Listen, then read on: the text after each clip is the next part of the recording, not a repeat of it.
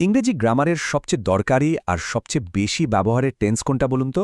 হ্যাঁ, present indefinite tense. তো আজকে আমরা একদম সহজ করে কয়েকটা ছোট্ট কৌশলের মাধ্যমে এই টেন্সটাকে পুরোপুরি নিজেদের আয়ত্তে নিয়ে আসব। চলুন তাহলে আর দেরি না করে শুরু করে দিই। এই যে দেখুন স্ক্রিনে, হি গো টু স্কুল। এই ভুলটাকে খুব চেনা চেনা লাগছে। কথা বলার সময় বা লেখার সময় আমাদের অনেকেরই কিন্তু এই ভুলটা হয়ে যায়। আচ্ছা, কোনো চিন্তা নেই। আজকের আলোচনার পর আমি কথা দিচ্ছি এই ধরনের ভুল আর জীবনেও হবে না। তো যে কোনো নিয়ম শেখার আগে আমাদের জানতে হবে যে ওটা আমরা ঠিক কখন আর কেন ব্যবহার করব, তাই না? চলুন তাহলে প্রথমেই দেখে নিই ঠিক কোন কোন অবস্থায় এ প্রেজেন্ট ইনডেফিনিট টেন্স ব্যবহার করা হয়। মূলত তিনটে প্রধান জায়গায় আমরা এই টেন্সটা ব্যবহার করি।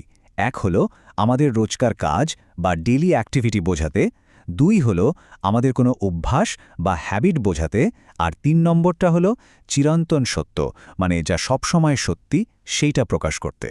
যেমন ধরুন এই উদাহরণটা, the sun rises in the east. সূর্য পূর্ব দিকে ওঠে। এটা তো একটা চিরন্তন সত্য, তাই না? এটা আগেও সত্যি ছিল, এখনও সত্যি, ভবিষ্যতেও থাকবে। এই রকম সার্বজনীন সত্যগুলো বলার জন্য আমরা সবসময় প্রেজেন্ট ইনডেফিনিট টেন্স ব্যবহার করি। আবার ধরুন যখন আমরা বলি আমি ভাত খাই বা আই ইট রাইস, এটাও তো একটা অভ্যাস বা রোজকার কাজ। এই ধরনের সাধারণ কথাগুলো বলার জন্যও আমরা এই টেন্সটাই ব্যবহার করে থাকি। ব্যাপারটা খুবই সহজ, তাই না? আচ্ছা, তাহলে এবার আমরা এর মূল ফর্মুলা বা নিয়মটা দেখে নিই। নিয়মটা কিন্তু একদম সোজা, কিন্তু এর মধ্যেই একটা ছোট্ট টুইস্ট আছে, যেখানেই কিন্তু বেশিরভাগ মানুষ ভুলটা করে ফেলে। চলুন সেই টুইস্টটা কি সেটা জেনে নেওয়া যাক। এর একদম বেসিক বা সাধারণ সূত্রটা হলো, প্রথমে বসবে সাবজেক্ট আর তারপর সরাসরি ভার্বের মূল রূপটা, মানে ভার্বের বেস ফর্ম। যেমন আই গো, উই প্লে। এর থেকে সহজ আর কি হতে পারে? কিন্তু এখানেই আসছে আসল মজাটা। এই সহজ নিয়মের মধ্যে ছোট্ট একটা ব্যতিক্রম আছে, আর ঠিক এই জায়গাটাতেই আমাদের সবার একটু বেশি সতর্ক থাকতে হবে।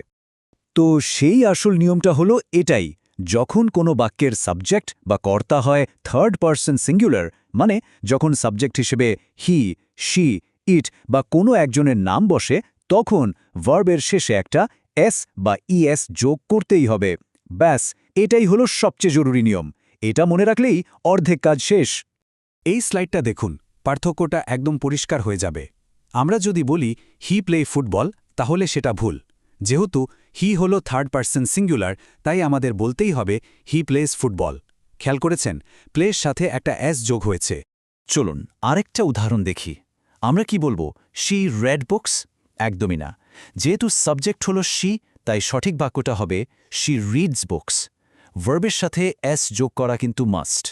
আশা করি নিয়মটা এখন একদম জলের মতো পরিষ্কার। বাহ, আমরা হ্যাঁ বোধক বাক্য শিখে ফেলেছি। এবার চলুন দেখি এই একই টেন্স ব্যবহার করে কিভাবে না বোধক আর প্রশ্নবোধক বাক্য তৈরি করতে হয়। কারণ সব কথা তো আর হ্যাঁ দিয়ে বলা যায় না, তাই না? না বোধক বা নেগেটিভ বাক্য বানানো আরও সোজা।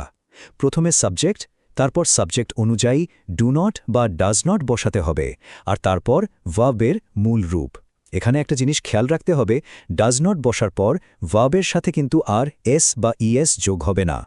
উদাহরণ দেখলে আরও পরিষ্কার হবে। যেমন আই ডোন্ট প্লে, কিন্তু সাবজেক্ট যখন হি, তখন হবে হি ডাজেন্ট ইট। লক্ষ্য করুন, ডাজেন্ট ব্যবহার করার পর কিন্তু ইটস বসেনি, ভার্ব তার আসল রূপে মানে ইট হিসাবেই বসেছে।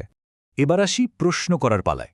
প্রশ্ন করতে হলে বাক্যের শুরুতে ডু অথবা ডাজ বসাতে হবে, তারপর সাবজেক্ট, তারপর ভার্বের সেই মূল রূপ, আর শেষে অবশ্যই একটা প্রশ্নবোধক চিহ্ন দিতে হবে। এখানেও কিন্তু সেই একই নিয়ম। যেমন ডু ইউ প্লে ক্রিকেট? আর যখন সাবজেক্ট হি, তখন প্রশ্নটা শুরু হচ্ছে ডাজ দিয়ে। Does he go to school? খেয়াল করে দেখুন, এখানে কিন্তু গোজ বসেনি, গো বসেছে, কারণ ডাজের মধ্যেই ইএস চলে এসেছে। তো অনেক কিছু তো জানা হলো, এবার সময় হয়েছে ছোট্ট একটা পরীক্ষার। দেখা যাক আমরা যা শিখলাম সেটা কতটা মনে আছে। প্রস্তুত তো সবাই? চলুন শুরু করা যাক। আপনাদের জন্য প্রথম চ্যালেঞ্জ। বাক্যটা হল আই ড্যাশ এভরিডে। ধরুন ভার্বটা হল রান, তাহলে এই শূন্যস্থানে কি বসবে? সাবজেক্ট যেহেতু আই, নিয়মটা একবার মনে করার চেষ্টা করুন। আর এই হল দ্বিতীয় আর আসল পরীক্ষা। বাক্যটি হল হি ড্যাশ এভা। এখানে আমরা স্টাডি ভার্বটা ব্যবহার করব। মনে রাখবেন, সাবজেক্ট হল হি, থার্ড পারসন সিঙ্গুলারে সেই বিশেষ নিয়মটা এখানে কাজে লাগাতে হবে। দুটো উত্তরই নিশ্চয়ই তৈরি? তাহলে আর দেরি কেন, ঝটপট কমেন্ট সেকশনে লিখে ফেলুন। দেখি তো কজন একদম সঠিক উত্তর দিতে পারেন। এই ছোট্ট অনুশীলনের মাধ্যমে আজকের শেখাটা কিন্তু একেবারে পাকা হয়ে যাবে। কি এখন মনে হচ্ছে না প্রেজেন্ট ইনডেফিনিট টেন্স আসলে খুবই সোজা?